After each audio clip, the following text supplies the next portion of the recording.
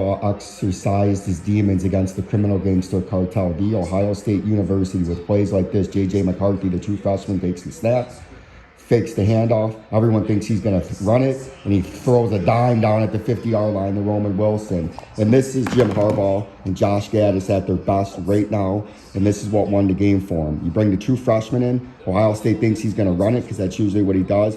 That's a pass interference they didn't call, but he drops a dime right over number 29. Look at that. Where only Roman Wilson could catch it from a true freshman against the second-ranked team in the nation. That's a huge play, and then you can see Cade McNamara pointing at him going, my man, motherfucker. And then you see the all-seeing eye on Roman Wilson's arm, which is kind of funny. And then you can see the next play. Look at this phenomenal play call by Josh Gaddis. Michigan State's ran this 100 times this year. Gives it flea flicker. You can see the guy coming at the top right of the screen running wide open down the field, number 5. Mr. Sanders still. And these were the plays that won the game for Michigan as they took down the criminal gangsters for the first time since 2003 when it mattered. Everything was on the line today. 20-2 record, combined record. Big Ten East championship, Big Ten title, and a national championship all on the line today. And Jim Harbaugh exercised his demons with phenomenal play calls, and he slaughtered you. That's right, Jim. Right there, Jim Harbaugh subscribed to Vincenzo's Gold Crypto Investing, and he was able to sidestep an audible and beat the fuck out of this team. This is when Michigan had him on the ropes yesterday.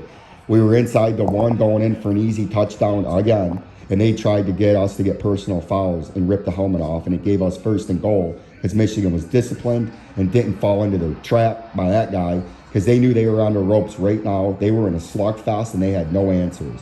Ohio State had no answers on defense for Michigan's dynamic offense. Just like right now, they couldn't stop this, the power run. Couldn't stop Hassan Haskins. Just couldn't stop it. Look at that. Right to the outside, they couldn't stop it. Everything they thought we were going to do, they thought we were running inside there, so we kicked it outside, right? They thought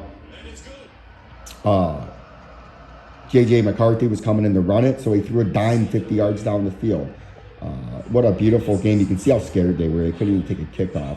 What a game. Big Ten East champions going on to take Iowa, a team that we're going to destroy and then play for a national title. Peace and love. Go blue, baby. Go blue. Vincenzo's Gold Crypto Investing, a quick update as I rewatched the Michigan game that happens to be on the Big Ten Network after a phenomenal day yesterday and an extended party last night as Jim Harbaugh has exercised his demons and took down the second-ranked 10-time defending Big Ten champions, 2-time defending national champions.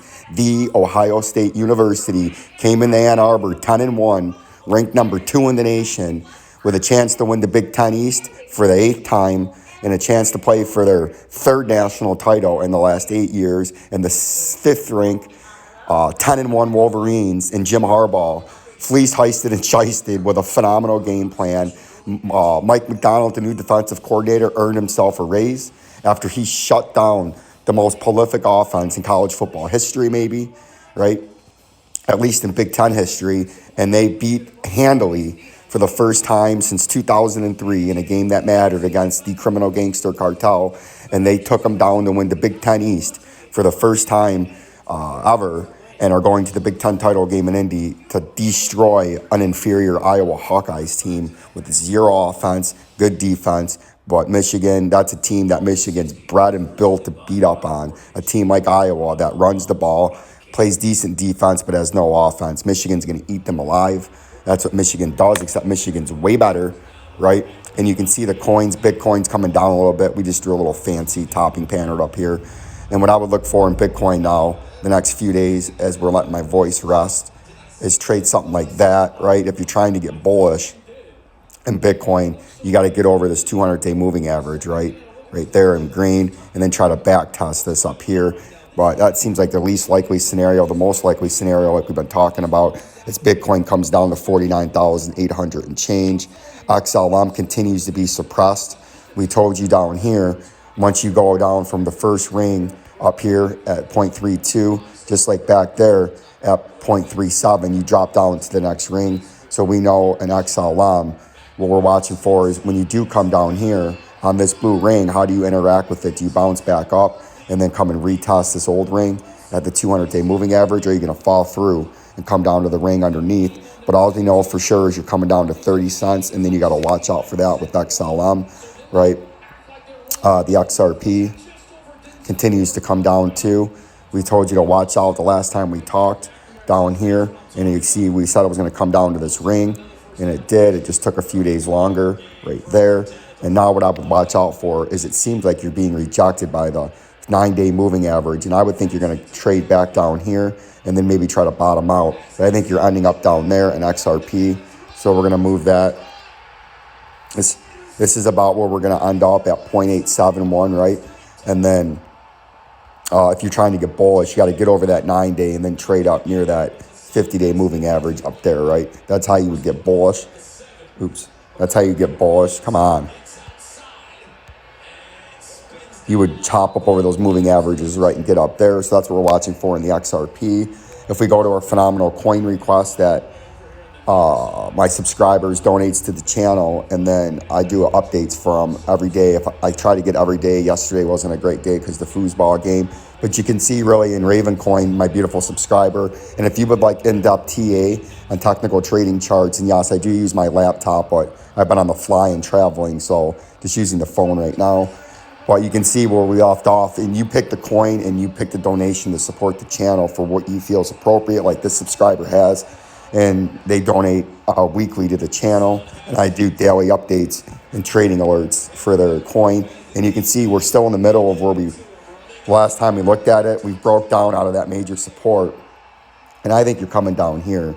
That's what we've been waiting for as a possible swing trade in this falling channel, right? Going down from this green ring or this blue ring right there at the 2.618 level, right? You see that? This is the 2.618 ring. See that? We were here, hit it once, twice, 3 times. Now we're falling through, and your targeted move would be a 3.618 ring, right? If you fall through that, you come down to the next ring, and that would be a possible buying opportunity to buy from there back to upper resistance. So we're going to watch out for that.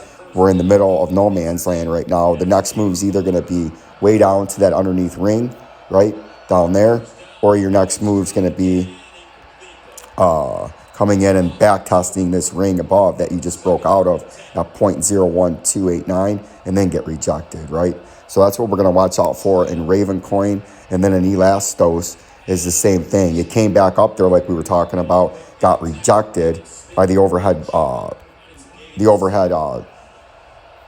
descending triangle that you just broke out of, and now you're trading down to our underneath target of $3.65. That's where I think you're going in this coin. I think you're going to trade down below that green support box and then get caught in between the green support box and that green ring, and then you may end up going down to the next ring. But we're going to watch out for that. If you're trying to get bullish, you got to get above that 200-day moving average and get back into this green support box. But $4.88 is major overhead resistance, right? So like, subscribe, and share to Vincenzo's Gold Crypto Investing. Peace and love. Peace and love.